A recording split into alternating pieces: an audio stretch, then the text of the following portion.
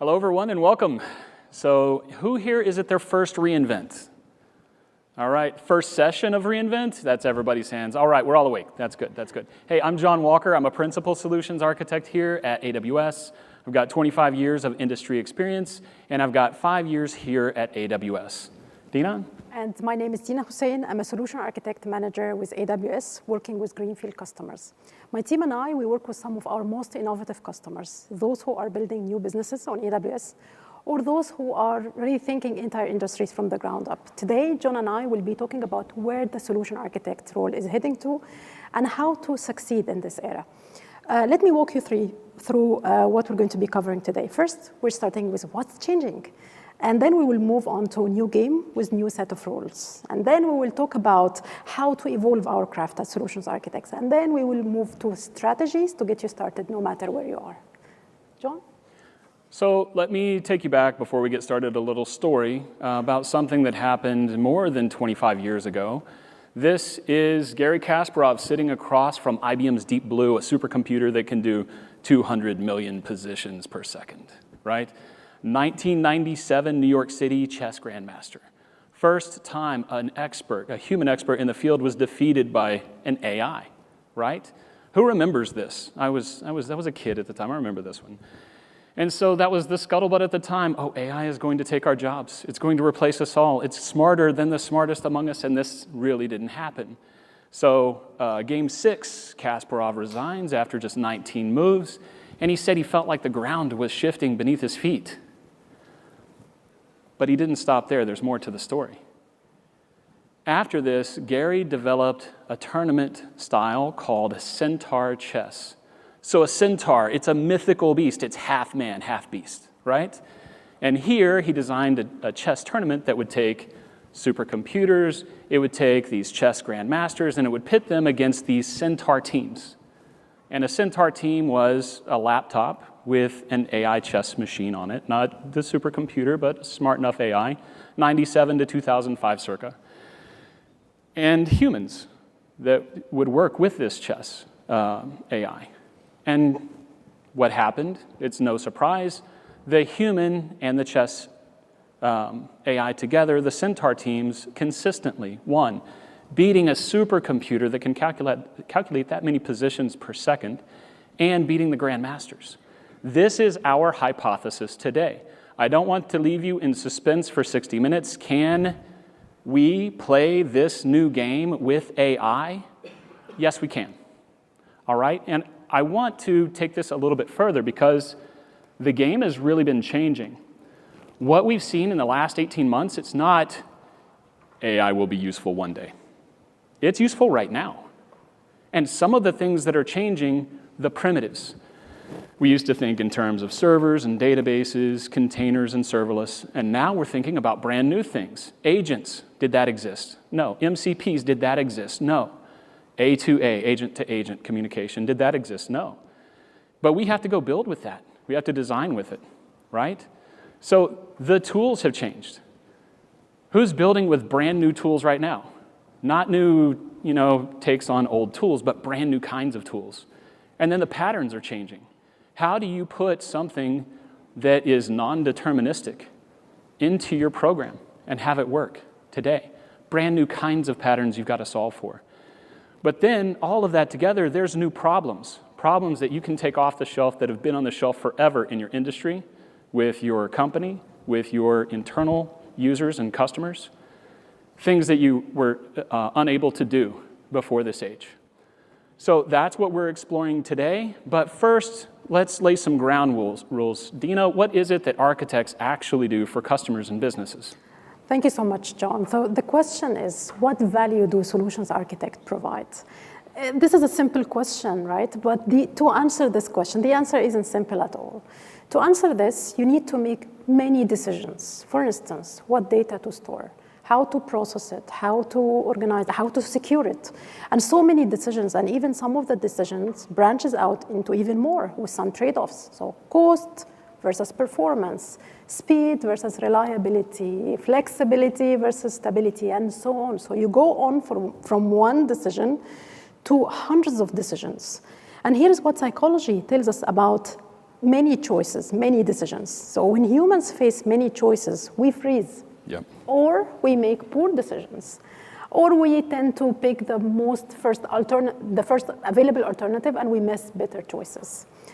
Imagine standing at the supermarket, at the cereal aisle, hundreds of brands. You just wanted breakfast, and you're overwhelmed with so many boxes. So what do?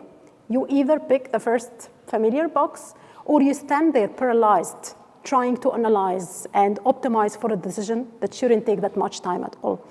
So imagine the decision isn't about cereal. It's a multi-million-dollar architecture which will be the foundation of your business. And here is why organizations need solutions architects, because we do three things. First, we explore the universe of choices. Second, we curate the most viable choices. And lastly, we help make a decision by challenging status quo, by asking questions like, why? Why not? What if and what about? Now, some of you might be asking me, hey, Dina, but can't AI do this right now? And in fact, yes, the answer is AI can actually give lots of architecture alternatives, and it's getting really good at this. But here's what AI can do. AI wouldn't understand your organizational politics and your organizational context. It doesn't know that your team tried microservices years ago, and it was a catastrophe, not because of tech, because of culture. It doesn't know which stakeholders' relationship is fragile. It doesn't know that your CEO is risk-averse while your CTO is a risk-taker. So AI gives you possibilities, while solution architect gives you choices. And there's a world of difference between those two. Now let's move on to where do the architecture advice comes from, John. Thank you, Dina. And I think it's about those questions, right? Because you can put a question into an AI, and it's really good at providing answers. Maybe too confident sometimes, right? Hallucinations. But you have to keep asking questions. You're asking questions with a reason. It's because of your team and your organization.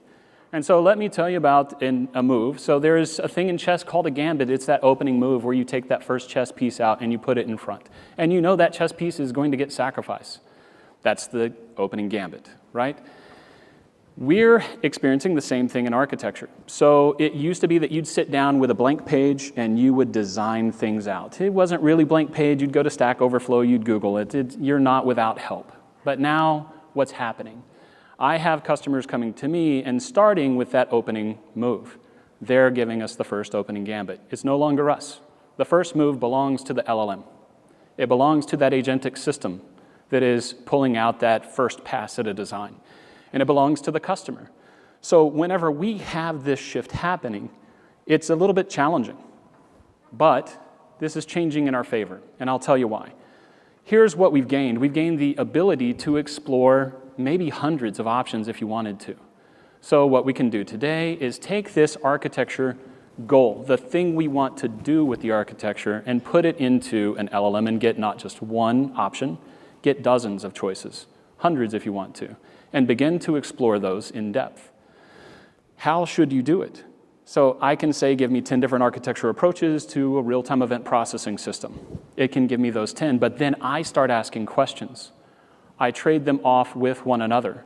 What is going to be most important for me, for my organization, for the goals that I have, and for what I understand about the rest of the systems that it has to interface with? So I'll take Kiro, simulate a POC, and really the POC is to answer those questions. What's going to happen with this component when it interacts with the other? What happens for security? What happens for scale? Whenever you create a proof of concept, it should be answering a question you don't know the answer to. And so what's my role now? Am I just using AI to do the work? Am I sitting beside the sidelines and answering questions that customers bring to me and they already have the first pass at the architecture? No, you're doing something very important. This is not something that's happening to you. You ask the LLM for options, you run the simulations, you generate the POCs, and you exercise the judgment because it's your judgment at the end of the day that counts. And understanding the difference in those architectures that were offered at options and turning them into choices, right? So what we have at the first pass is you have to become the warden of thought. You're making decisions and judgment at scale. And this is the first thing that we have to choose as a strategy in this game, is losing the opening gambit and winning with knowing a lot of the other moves that we can actually decide from among each other. But next, we also have a velocity that changes. So because we can go grab all of those, the speed is increasing. So Dina, take us through the speed that's changing with architects. Thank you so much, John. And the first shift is about where architecture advice comes from. The second shift is equally as important. Think about this example. If customers would have asked us to include intelligent search capabilities to an application years ago, this used to be a few months' job, right? So first, what would you do? First, you would start by building the architecture design, review architecture alternatives. You would build a custom machine learning model, and you would integrate everything. So a few months. Now, it's a Tuesday afternoon job, right? So you need to spin up Bedrock with knowledge base, you configure RAG, you point it to your documents, and your job is done. So from few months to few hours. This is not an incremental improvement. This is a fundamental change in velocity. And this is what's happening.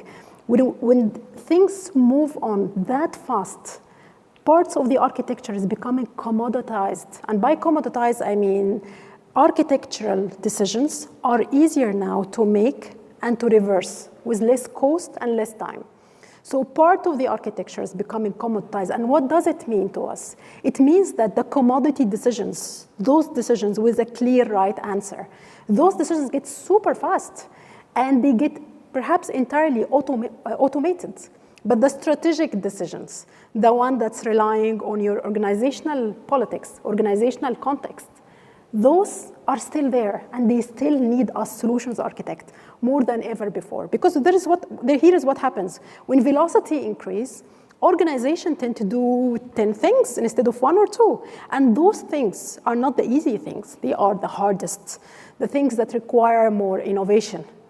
So commoditization is happening. Velocity is increasing, but this doesn't diminish our role as solutions architects. This focuses it. Now we need to focus less on commodity decisions. Think about it. Those decisions are getting more like primitives for us to use. We need to focus more on strategic decisions with no clear answer yet. And that's the first shift. Moving on, speak about the second. All right, and so we are going to begin to address a new class of problem on top of this velocity, because that velocity did increase, and you've got more difficult decisions landing on your desk because of the commoditization of the architecture.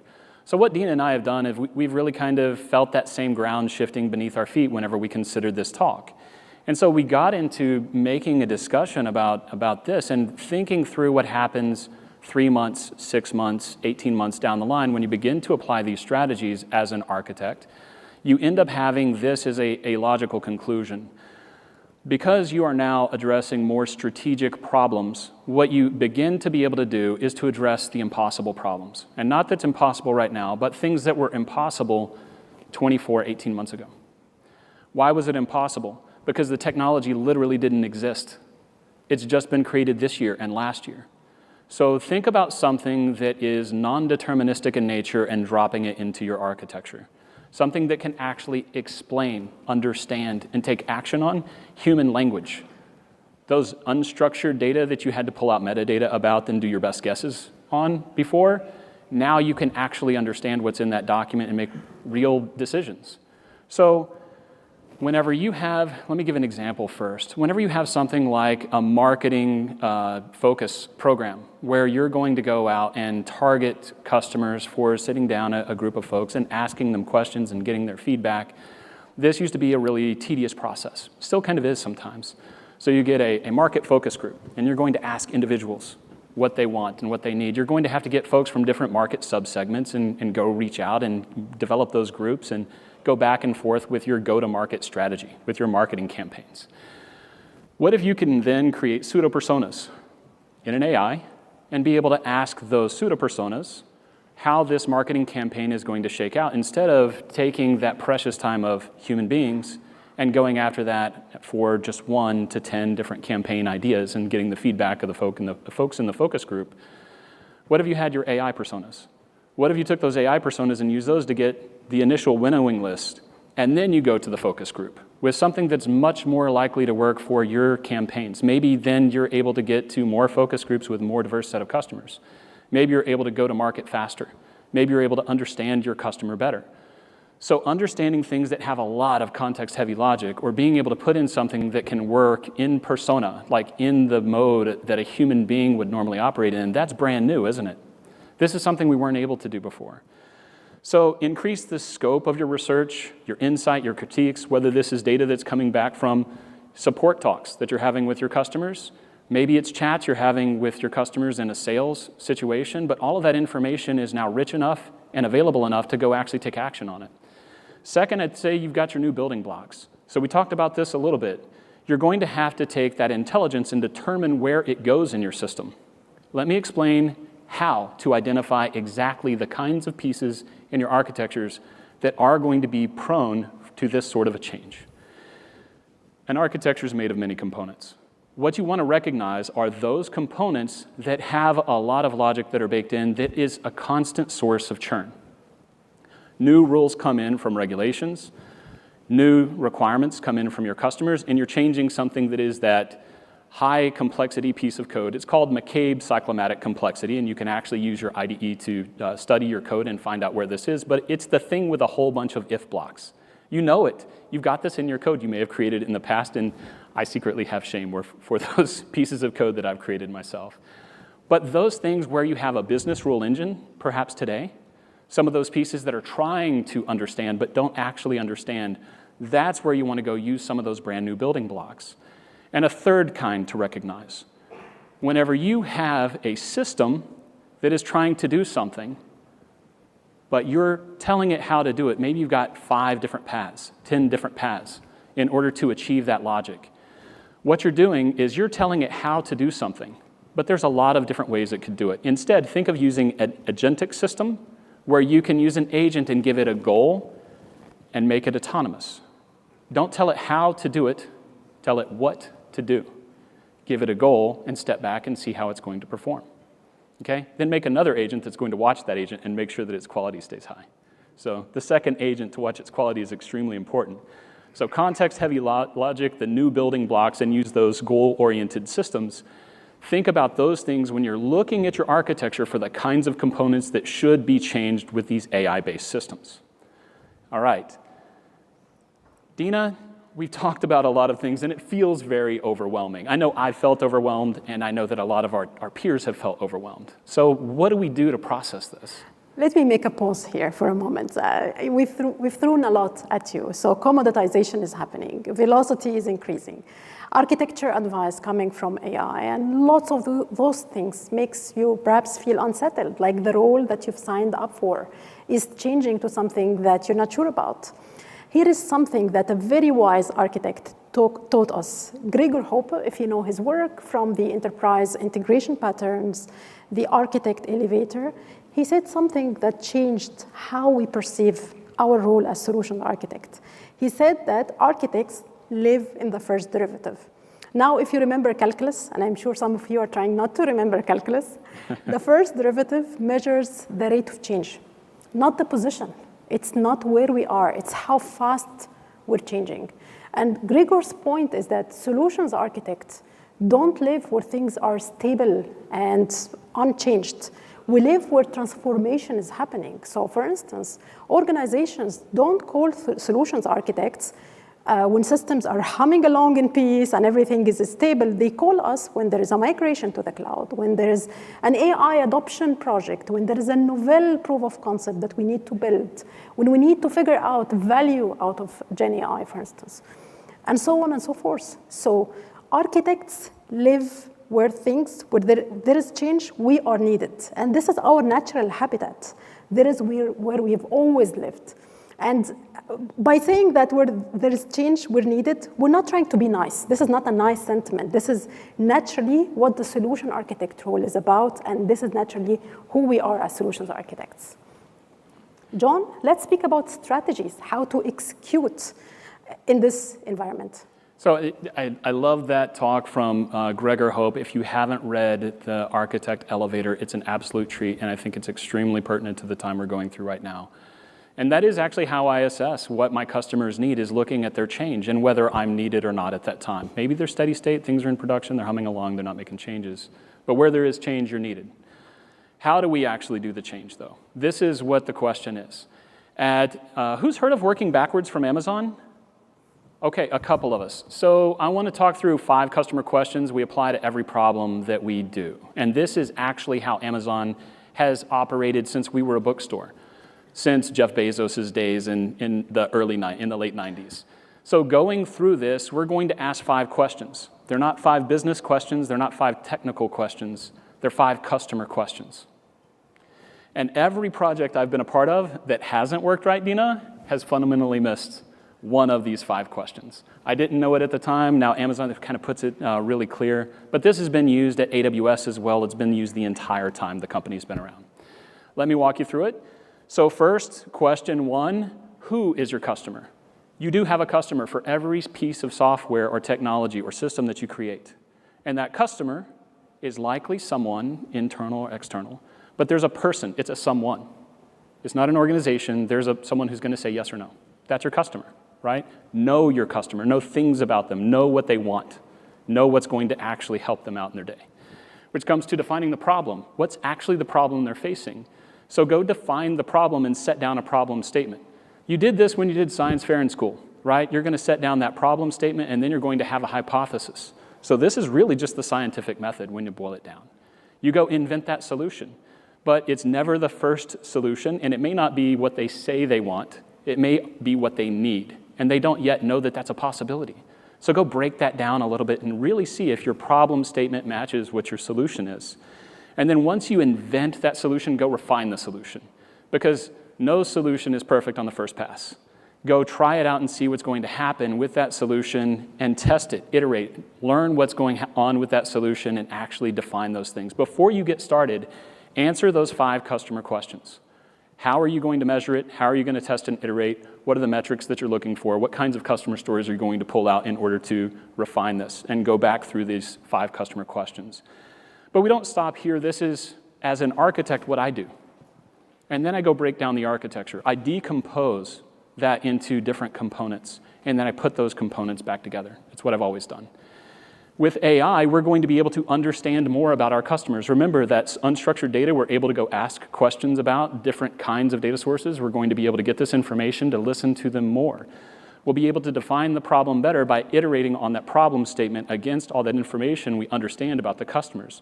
Throw this against an agentic system, maybe use Amazon Quick Suite to go after this. This is a new technology where you can actually go in with a chat system and tie this to your data and go back and forth on trying to refine that problem. Next, invent the solution. Here I'd go with an agentic IDE. So grab an agentic IDE. I use Kiro as my daily driver. It's Amazon Kiro. It's great. It's an agentic system where you can actually point it at your problem statement, all your definitions inside of a repository, and actually go invent, iterate on this piece. This is where you're going to develop those proofs of concepts and things like that. And fourth, refine that solution. So as you learn from those proofs of concepts, iterate, refine it. Go ahead and make those changes, make them rapidly, and get them out to production quickly. And with all that data that's coming back, test and iterate on it, and don't just sit on it. Make sure that whenever that data comes back in, you're paying attention to everything. You can pay attention to nearly all of the signals, that telemetry from production, the telemetry from test and dev, pull it all back in. Really understand the system. Okay, but now we're going to move into understanding shifts. So these are fundamental shifts that are changing how we behave. So how can we move from behavior A to behavior B? And the first one we want to talk about is our former reactive nature and what's going to happen in the future. So here's the first shift, and I will start it with a question. Can we shift from reactive to predictive solutions architect? Before getting there, let me paint a picture. Think about migration birds. Migration birds, they don't wait for winter to come or for food to be scarce. What happens is that they sense microtrends in wind patterns, in temperature, before deciding to migrate. And they notice this even before the rest of the entire ecosystem notices this. So their main strengths lie in anticipation and not speed. And back to the reactive or predictive architects, reactive architects, and I used to be this architect, They get called in when there is a problem. System is down, cost spikes, systems are like, architecture is getting into a snag, and then you get called in, you drop everything, you troubleshoot, you fix, you make everything go back to normal, and then you're the hero who saved the day. And this feels good because we feel wanted, we feel needed, we feel that we've delivered, we've saved the day. But here is how reactive architect looks like from 30,000 feet away. We're always behind. Why? Because we're learning from failures, from mistakes, instead of preventing them. Now, the predictive architect, that's a totally new game. Predictive architects would analyze patterns and relationships between patterns, and then they would use tools like Kiro to query. Here is my architecture, based on patterns that you've seen before. Where are the risks to take care of?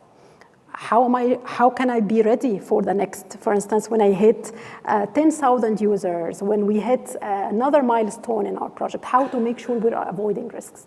So they're always using AI, and that's actually possible now to become a predictive architect thanks to AI, because AI can help you analyze those patterns. It can help you actually detect also some, for instance, problems, mistakes, failures, or technical debt accumulating before this becomes an incident.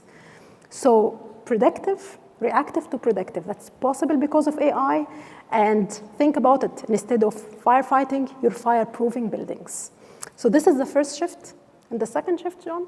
So it does come back to those questions, Dina. So if you paid attention to what Dina was just saying, it is those questions to be able to become part of that operations excellence in your team while being an architect at the same time. The time of the ivory tower solution architect is gone. You're going to have to build, and you're going to have to get hands-on. Let me tell you a little bit about moving from tech planning to tech simulation. So you're not an architect sitting at a drafting desk and you're developing de novo, coming from a blank sheet of paper and developing that architecture anymore. You're going to have to go a lot further and a lot faster. Okay, I've got a confession to make. We're all friends here. I've come up with a cost estimation that has been egregiously wrong in the past. Who else here has made some assumptions that have had the wrong cost estimation by the time it got into production? And the hands that are down, I know you have too. Okay, so I see you all, I feel you. Okay, this is a safe space. But those things were based on assumptions. It's not because you were doing a bad job as an architect, it's just because you didn't know. Why didn't you know? Because you weren't able to run the simulation to actually see how this was going to compare at scale, right? So there's a lot of these things that you can actually go do at architecture time. So I talk about different times in your SDLC, your AI DLC. And if you do get a chance, go listen to the AI DLC talk later this week. Fabulous. So the AI DLC you're actually going to have at architecture time, at design time, at development time, at dev and test time, and run time. There's different times you can make different decisions. And a lot of those decisions come forward into architecting time. You can now go, instead of planning that architecture, writing the documents and estimating the cost and coming up with something that's wrong, you can actually go down the path of simulating the architecture before a single line of code is written. Those two components that you're going to make work together that have never worked together before, develop a POC that's going to test out their interactions. Go deploy it in your dev environment and just go have that run at scale. What happens to that when it goes from 1,000 users to 10,000 and then plot that linear scale? Understand it. Bring that data back, and instead of having a long assumptions section in your architecture description document, put down the appendix that's the result of those POCs and all of the things that happen. And this isn't just cost. This is everything in the well-architected framework. This is security. This is reliability. This is operational excellence. Make sure that everything that you're doing is actually tested, that you have the data, and you're bringing it back and you're baking it into your design and your development phase. All right, so this is what's going to happen. We're going to be able to simulate that, and really, I mean, run those POCs. Run it at the time that you're doing the architecture design. Run it at the time that you're choosing the architecture. This is going to help you go from options to choices, because it's going to winnow down that list from the 10 or 15 that you chose to run POCs in down to 5. This is actually where the rubber meets the road. Pardon the pun. I got the car on the screen. This is where the rubber meets the road with your architecture decision-making process in order to become that warden of thought. So 2 more shifts. Here's the third one. How do we move to just paying attention at architecture review time? That's a point in time, right, Dina? Yes, absolutely. So this shift from constant architecture review to constant sentinel is regarding how we maintain architecture quality over time. Now, the architects here in the room will understand what I'm talking about when I'm asking how did we do architecture governance in the past. Actually, it's still happening now. So we used to do quarterly architecture reviews, monthly meetings or quarterly meetings where all teams would come together and we see work, then we approve or we send back some work for change. And in between those months, in between those days, between the architecture reviews, code gets written. Change happens. Change happens when we're not there in the room, right? So as if we're working as checkpoint inspector when the convoy is miles away. So instead of that, think about becoming the constant sentinel who's always guarding, always protecting. How does this look like in practice? Think about it. Imagine every pull request gets evaluated against the principles, the architectural principles, which the architect set up. Imagine that every change gets evaluated against, or every service deployment, et cetera, gets checked against the well-architected guidelines. This is possible because of AI again. AI can, because you cannot be in every PR, you cannot be in every team stand-up, but AI can. Once configured against your architectural principles, the architectural patterns that a solution architect has approved, and the anti-patterns to flag, it's there. It's reviewing and making sure that every change is in line with your architecture principles and guidelines. So this is the third shift from constant architecture review to a sentinel who's always watching and always guarding. So taking that signal and turning it into noise, or taking the noise and turning it into signal. I said the backwards, okay. So take the signal, taking the noise and turning it into signal is what you need to do. Tie it into your CloudWatch dashboards, tie it into all of the things that you should be paying attention to as an architect. You can't read every log, right? So next we're going to go to tech debt. Who here's heard of tech debt before? Who here has tech debt? Oh, all right. So tech debt weighs you down, right? It was supposed to be tech debt was a good thing, like a mortgage. You're going to take out a loan and you're going to pay yourself and you're going to ship things to production faster. But that's not what happened with tech debt. What happens with tech debt is these support requests, these issues that keep coming in and keep burdening your team. This is that system that is in the corner, in that yellowing workstation box that everyone's afraid to touch. And the last person who knew that code has moved on, right? They've taken that 401k and they're writing you stories about their vacations in Mexico. That's what tech debt is today. So you've got to take that old Java framework, that old .NET Full framework, and be able to migrate that to be able to turn it into something else. And I've often likened this to canyon jumping. You're on a motorbike and you're jumping a canyon and you're not going to make it to the other side. Something changed though. We're able to now take AI systems and point them to old code bases and convert them into new code bases. You don't have to sit with the old albatross around your neck. Go take your tech debt and apply it to a single component. So take Akiro, take an agentic IDE, point it at a component and see what it does to update that component in your architecture. Update a library at a time. And then there are some tools that we have. We have AWS Akiro Transform. Right? So you can take that and go transform some of your technology from the old .NET Full framework into a modern .NET Core. And then maybe you're able to take it off of a more expensive operating system and put it onto Linux. Then you're able to scale a little bit faster, a little bit better. And so you don't have to have those security bugs that are going to nag you because you fear them in those old frameworks that are no longer maintained. So turn that revolving credit, that old debt, into something where it's no longer the monkey on your back. Get rid of it. All right? So this is something that I think that all of us can do. Take that time and turn it into something strategic. Go take one of those problems that were impossible to solve before and begin to solve for them. So this is where we're at with that collective wisdom of AIs and SAs together. This is our Centaur moment. This is where we adopt a new strategy in what we're doing with our role. And I'll tell you, it's not just the architect role. You're going to have to do this first for yourself, and you're going to have to take this back to your organizations and teach everyone how to do this. Because if someone is a knowledge worker, they need to become a centaur. And you'll help them get there first. So what you're going to do is to take that ML superpower, that AI superpower, and it's not just about automation. It's about amplifying yourself. So prediction, constantly look for patterns and in customer behavior. In simulation, go try things out before it gets into production, before it gets into dev, test, pre-prod where it's more expensive. You know, the further and closer it gets to production, the more expensive it is to change. The cheapest change happens on the architect's desk. Be the agent of change and make that change happen. Don't pay attention just at architecture review time or whenever something gets to your desk, because the buck stops here on the architect's desk. This is the last moment of change. Instead, become a constant sentinel. Pay attention to all the CloudWatch dashboards, all of the things that are happening in production, all of the code that's going into your version control system. And then be a tech debt liquidator. But we're not done. What we want to do is talk about different architect personas. We're all different. We're all going to do things in a different way. So let's talk about different architecture profiles of architects and how they're actually going to address this in a new way.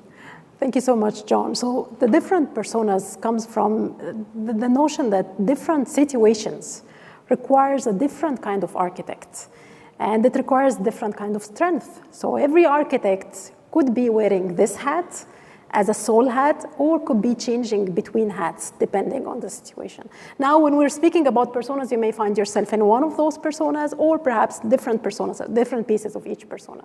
The first persona is an inventor SA. You know this person, right? Perhaps you are this person. An inventor SA has always got a side project. They are always diving deep, and they like technical capabilities. So think about it. Your colleague or perhaps yourself will try beta versions of software. For instance, if there is a new software released or a service released, they are the first to spun it up before the keynote is over. So they are the technical people who like to explore what AI can provide. What are the possibilities that AI can provide?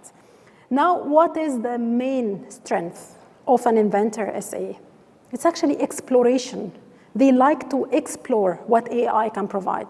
And applying this centaur method, so having a partnership with AI, they can be actually, it can help them get amplified. AI can help an inventor SA explore more, simulate more situations, and amplify their strengths even more. When do we need an inventor, solution architect? When there is novelty. When there is a new proof of concept to build, when there is a new technology that we need to test out, when we need to understand what would be the return on investment on this GenAI proof of concept, for instance. Now, everyone has their challenging point. What are the main challenges for an inventor SA? Sometimes they like to explore. Sometimes they are in the lab for so long that they forget to sail the ship. So sometimes they need someone to remind them, hey, are we just exploring or are we delivering a value? So this is the inventor SA. Moving on, my favorite SA. All right, so who here feels like they're the inventor at this point? You love to tinker, you get in the lab, and sometimes you just get lost in the subject. All right, so next is the entrepreneur SA. Maybe this is the SA that's the pal of the inventor that's going to help them actually say, hey, we can ship right now. So the entrepreneur, they're going to make bold bets. In every game strategy, there are going to be some people who are aggressive players on the board, and the entrepreneur SA is that. They're going to find something new, interesting. It's going to light up the back of their mind, and they're going to be the one that say, at 80%, we're ready. This is the one, let's go. They're going to make the bold bets and move. You know this architect. They'll say, I've seen enough. And so they don't just experiment, they commit, right? So this is the person who's going to take something, and they're going to just evangelize it to everyone. And so critically, they know how to scale what works. They know how to get it into production. They know how to build, and they know how to ship. And they do it often. And they get excited about something, you're going to get everyone else excited about it. I feel like this architect from time to time. So what is the entrepreneur's centaur strength? They're going to be able to scale through velocity. So they're going to be able to use AI to actually explore more of that AI space and actually find out the thing that is the idea. They'll have that aha moment, and they'll go. And so when do you need that entrepreneur? You need them whenever time is of the essence. Whenever your market window is closing, when you see your competitors doing some of the things that you wish you had done, that you had that idea, that you wrote it down and you didn't actually go for it yet. That's when you need the SA to behave in this way. So what's the entrepreneur's challenge? Sometimes they move too fast, right? They will get up and run, and they are 3-5 moves ahead everyone else in the organization. They will be going right up to shipping, and they need to get everyone else in line with them. Because in order to support a system, you need that whole team. You need everyone in the village around you. So that entrepreneur really needs someone to be their buddy, to be able to say, hey, let's bring everyone along. Let's go teach everyone what you've just learned. Let's go make that operational team just really sing whenever they ship this thing into production. And let's go bring everyone along for the journey. So that's the entrepreneur. They're playing offense. These are the people who are going to accelerate you through this next set of changes. But show of hands, who feels like the entrepreneur SA at times? You've got something that you just are so excited about and you want to be able to bring that through to folks. Okay, next we have the composer SA, really bringing the synergy to everything, right? Definitely. So while the inventor SA is the explorer, the entrepreneur is someone who likes to charge ahead and just implement things, execute things. The composer SA is different. They see actually patterns in chaos. So while the inventor SA would dream about the possibilities, what can AI provide, and they like exploration again, they are always in the lab, while the entrepreneur would charge ahead and just execute, implement, the composer SA would just take a step back and they would ask, how can this architecture work together? So they like to make sure that every component, every architectural component is actually working very well with the others. So there is harmony and there is order in the architecture. What are the main strengths of the composer SA? It's actually this structure. So the harmony that they bring, it helps them actually be structured and the structure that they bring. And as a centaur solution architect, the composer SA uses AI a lot because it helps them simulate, it helps them imagine, it helps them visualize faster. So it helps them bring this architecture, this structure to their minds faster. When do you need a composer SA? When systems are complex, when architecture is sprawling, when systems are, there's some novelty services that you need to actually put in order, and you need to create this structure and this harmony in your architecture. What are the composer's main challenges? They tend to over-engineer sometimes, and they need someone to remind them, are we really solving for the business, or are we over-engineering things that should be simple? And then we move on to the final persona. All right, who feels like they've really got that systems thinking, they're that composer architect at this point? All right, a couple of us. So let's look at the advocate SA. I have so enjoyed my time working with advocate SAs. I tend not to be this person from time to time, but I enjoy my time whenever I get to share ideas with this person. The advocate SA is really that person who is going to understand the people that are impacted by the architecture. A little analogy. So whenever you have someone who is the architect of a house, you have someone who is the construction lead for a house, who lives in that house? Is it the architect? No. Is it the homeowner? Yes. You do that too. As an architect, you're going to go build something for someone else to live in. And it better be good. It better fulfill the needs that those people want. There are two kinds of architectures that I like. There's one that is simple, elegant, beautiful, fun, and easy to use. And then there's one that's quiet, sits in the corner, and gets its job done. Those are the only two architectures I believe should ever exist. Yet we create so many that are horrible for the people who live in those architectures. This advocate SA often comes from a business architect background and will convert over into the tech just because they get fascinated. But they really understand the market subsegment that you're in. They understand your niche. They understand your customers. They may understand the industry to a degree that others don't. They're going to take that level of understanding and really make that architecture hum for the people who live in it. Okay? And so what is their Centaur strength? What is their strategy when it comes to combining their powers with AI? They're going to be able to amplify that empathy by taking all of that data and really understanding it. Take that information that comes from disparate systems, take it that comes from those unstructured systems, chat transcripts, all the information that comes back in, and then really compose something that really understands who those end users are and what they really, really want. So when do you need that advocate SA? When alignment is missing. Whenever it's just something's not clicking and people are not picking up what you're deploying, they're not really understanding it and getting it. You need someone who's going to behave in this way. Okay, and the advocate's challenge? Too much empathy. They're going to try to please everybody. So who's been that person that's tried to please everybody and really not gotten away with it? Like, this is one of those things that I have been really guilty of whenever I get into one of those, the trade-off with the tech team, the trade-off with the business team, trade-off with the customers, and then sometimes you get the wrong person that gets their piece of the pie. So they're going to have someone that tells them, hey, this is good enough, we can move with this, and then we can make adjustments after we ship. They try to over-engineer again, they try to get things too perfect, but they over-engineer from the perspective of all of the different stakeholders that are inside of that system. All right, so now let's talk about what happens next. This Monday is different than next Monday. You're going to learn a lot of things here at reInvent. And what I want you to do is to do these 3 things to become that Centaur SA.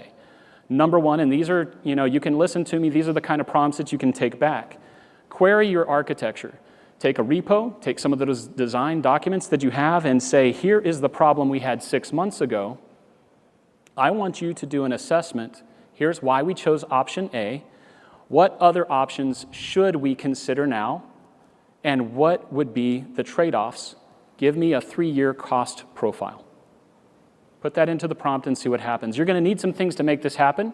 You're going to need some MCPs. So grab a model context protocol server for AWS knowledge if you're going to build this in AWS. Go grab the cost MCP so that it can actually go query the real cost of these systems. And it'll be able to tell you things that will surprise you. Second, generate a simulation for this POC. So tell an agentic IDE to go generate a POC based on something you don't understand about your architecture. Include some code mockups, give it some resource estimates, and go ahead and get those performance benchmarks. You'll be surprised at what it creates, run that, and then you're going to have real data, real information to bring back in to inform your architecture. And also to showcase what you know, something different than you had before. Third, you have paper cuts. There's a whole lot of stuff that you can automate that you just have not gotten around to. Automate one thing. Create an automated script that analyzes this data for my architecture. Give me the top 10 compliance rules from well-architected that need to be addressed, and then shoot this out to me as an email every Monday. So you can create something in Quick Suite, it's called Flows, be able to do something like this and be able to get that email back out to you to understand your architecture on a regular basis. Something that you should be reporting on anyway. Have something report to you. That way you really get that deep understanding on a more periodic basis.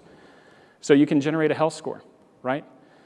But don't stop there. Oh, I did it, so pat yourself on the back. No, next you got to do something. So go take one insight from this for your most junior teammate. Go pull them in and actually start them on their journey. You're here and you're learning this right now, but everyone back home, everyone back at the office does not get to hear this, and you do. Take those people and start their journey as well. And last, reframe your value. Because someone says, oh, AI is doing all of this work, that is not true. You've just heard this. It's a compatible strategy where you're actually collaborating with the AI in order to produce more value for yourself. So you have to reframe that value. What's the architect worth? So if you did that POC and say we evaluated 38 different options for system B, and we were able to de-risk it by simulating a $2 million cost overrun, and this POC before would have taken 2 weeks, but it took us 2 hours, write that down and send that email to your boss, to your peers, to your team that actually helped execute this. This is going to be something where you can cheer for your teammates, you can cheer for yourself, and you can actually reframe your value as an architect. Lastly, summary, take-homes. You have new behaviors. Understand that you are now the warden of thought. Your decisions have to be judicious and they have to go at high velocity in order to really understand what's happening. You have to judge those things that are happening and try to go pull off the shelf those new classes of problems.